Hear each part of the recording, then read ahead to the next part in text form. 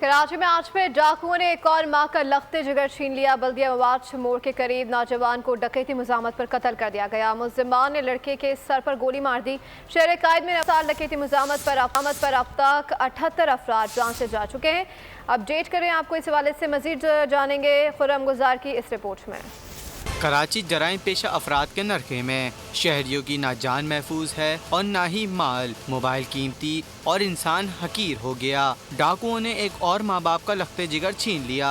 बल्दिया मवाश मोड़ के करीब लुटेरों ने मोबाइल फोन के लिए नौजवान की जान ले ली। फायरिंग का वाकया डकैती मुज़ाहमत निकला। सारा वाकया सीसीटीवी कैमरे में रिकॉर्ड हो गया। मकतूल सरवर गली में बैठा मोबाइल फ़ोन इस्तेमाल कर रहा था। मोटरसाइकिल पर सवार दो सफाक लुटेरे आए। मोबाइल फ़ोन देने से इनकार पर सीधा सर पर गोली मारी। फ़ोन उठाया और ये जा वो जा। गोली मारते हुए सफाक शख्स के हाथों में एक लम्हे की भी लर्जिश न आई। पुलिस के मुताबिक मकतूल मजदूरी करता था और सईदाबाद का रिहायशी था। शहर कायद में रवा साल डकैती मुज़ाहमत पर अब तक 78 अफराद जान से जा चुके हैं। मोबाइल चोर शहर में खुलेआम दंदनाते फिरते हैं। कोई भी उनके शर से महफूज नहीं। कहीं कोई सुनवाई नहीं, आवाम की कोई दाद रसी नहीं। एक मरतबा फिर शहरी ये कहने पर मजबूर हो गए हैं कि मुल्क के खजाने में 70% रेवेन्यू देने वाला शहर कराची क्यों लावारिस है।